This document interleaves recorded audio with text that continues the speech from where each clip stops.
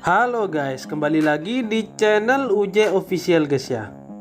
Sebelum pembahasan tentang One Piece dimulai, silahkan klik tombol subscribe dan aktifkan tombol lonceng notifikasinya supaya kalian tidak ketinggalan info dan teori terbaru seputar One Piece.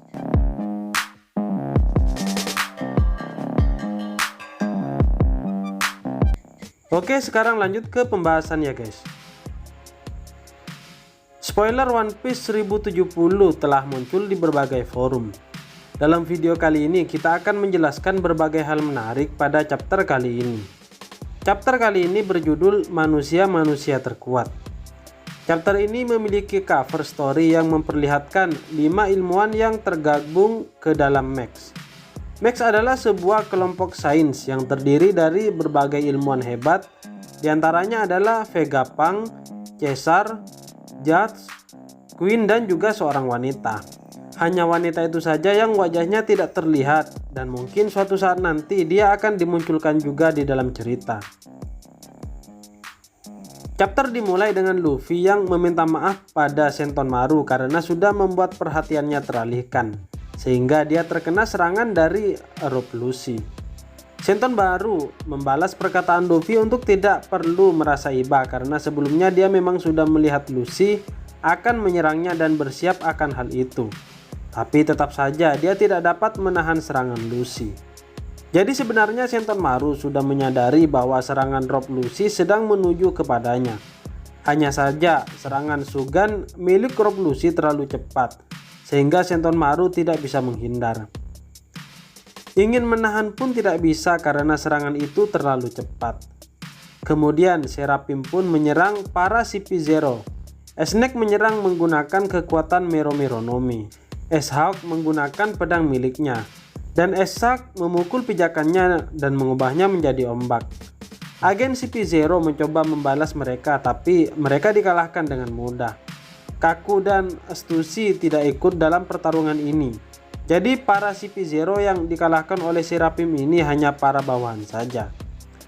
Snake menunjukkan jalan menuju roket vakum untuk Jinbe dan Chopper. Jinbe memujinya karena sudah bersikap baik. Snake pun merona dan jadi tsundere. Dia berbicara persis seperti buah Hancock. Sepertinya bukan hanya fisik dan kekuatannya saja yang mirip, tapi kepribadian Seraphim ini memang mirip dengan masing-masing dari Shichibukai. Snake memiliki kepribadian yang sama dengan buah Hancock karena memiliki sifat mudah tersipu dan juga tsundere. Lalu diperlihatkan lagi pertarungan Luffy melawan Lucy. Luffy lebih unggul dalam pertarungan ini karena Lucy tidak bisa membalas pukulannya.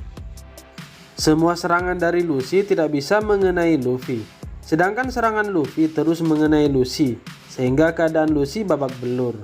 Sedangkan Luffy masih sangat prima. Sementara itu diperlihatkan laboratorium Vegapunk tempat kelompok Nami dan kawan-kawan berada. Vegapunk mengatakan bahwa Seraphim adalah hasil puncak ilmu pengetahuan dari karyanya. Itulah mengapa mereka dianggap sebagai manusia terkuat di lautan. Walaupun begitu, Vegapunk tidak bisa menjamin jika buah iblis tiruan bisa bangkit lagi. Tidak seperti buah iblis asli yang jika penggunaannya mati, maka buahnya akan bangkit lagi. Vegapunk kemudian memberikan beberapa informasi baru tentang buah iblis tiruan. Buah iblis Zoan adalah satu-satunya yang dapat dibuat saat ini. Vegapunk juga dapat membuat Zoan mitologi, hanya saja membuatnya membutuhkan waktu yang sangat banyak dan juga biaya yang juga sangat besar. Buah iblis Zoan biasa bisa lebih mudah karena wujudnya adalah hewan biasa, sedangkan Zoan mitologi berasal dari makhluk mistis. Untuk membuat buah tipe Paramecia, Vegapunk membutuhkan faktor keturunan dari penggunaan aslinya untuk bisa menciptakan Green Blood. Green Blood ini dapat memberikan kekuatan seperti buah iblis Paramecia tersebut. Semua Seraphim yang diciptakan Vegapunk memiliki Green Blood di dalam tubuh mereka. Dan yang terakhir adalah buah iblis tipe Logia.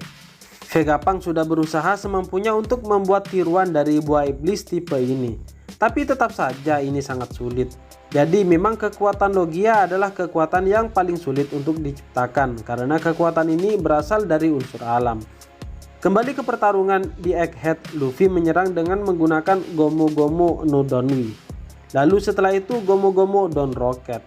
Luffy pun langsung muntah darah dan saat itu juga dia membayangkan hal yang sama seperti yang terjadi pada di Enies Lobby.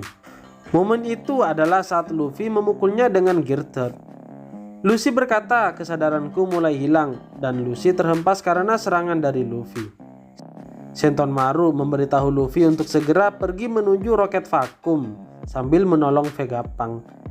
Chopper juga meminta Luffy untuk segera mungkin menyelesaikan pertarungannya dan pergi bersama mereka jika ingin menolong Atlas. Luffy pun kemudian pergi bersama Chopper dan Jinbe. Jadi pertarungan antara Luffy melawan Lucy telah selesai dan Luffy menang telak atas pertarungan ini.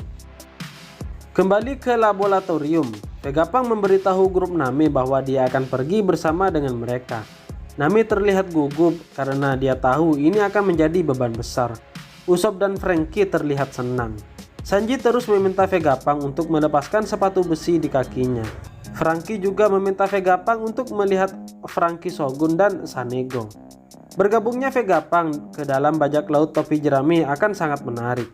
Meskipun mungkin ini hanya sementara, tapi selama perjalanan dia pasti akan memberikan informasi berharga kepada bajak laut topi jerami.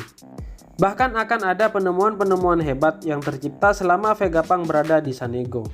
Kapal Thousand Sunny juga akan dipersenjatai dengan banyak senjata hebat.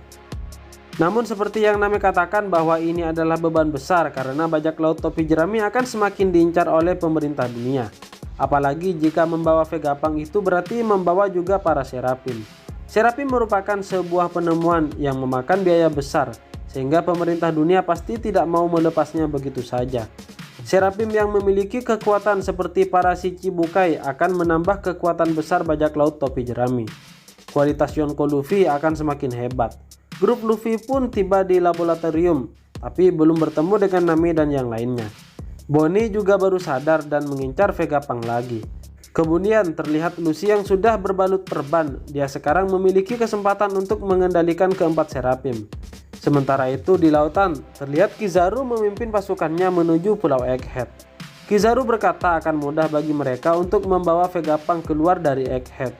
Tapi jangan pikir ini semua akan berjalan sesuai keinginan Kizaru. Kizaru akan bersiap untuk menyergap bajak laut topi jerami. Berhubung yang sedang menjaga kapal adalah Zoro dan Brook, maka merekalah yang akan pertama kali melihat kedatangan dari Kizaru. Karena dalam chapter ini Zoro dan Brook tidak diperlihatkan, maka di chapter depan nanti akan diperlihatkan keadaan mereka. Dan mereka sedang melihat kedatangan Kizaru. Akan sangat menarik untuk melihat bajak laut topi jerami yang sekarang bertarung melawan Admiral Kizaru. Ini akan menjadi ajang balas dendam karena pada saat di Pulau Sabaody, para bajak laut topi jerami pernah dipojokkan oleh Admiral Kizaru. Terlebih khususnya bagi Zoro karena pada saat di Pulau Sabaody, Zoro hampir dibunuh oleh Kizaru. Di Pulau Egghead ini, Zoro pasti akan bersemangat untuk bertarung melawan Kizaru. Nah itu tadi berbagai hal menarik pada chapter 1070. Gimana menurut kalian? Silahkan tulis di kolom komentar di bawah ini guys ya. Oke segitu aja untuk pembahasan kali ini. Jangan lupa like, share dan juga subscribe untuk video menarik selanjutnya guys ya. Oke terima kasih guys, bye bye.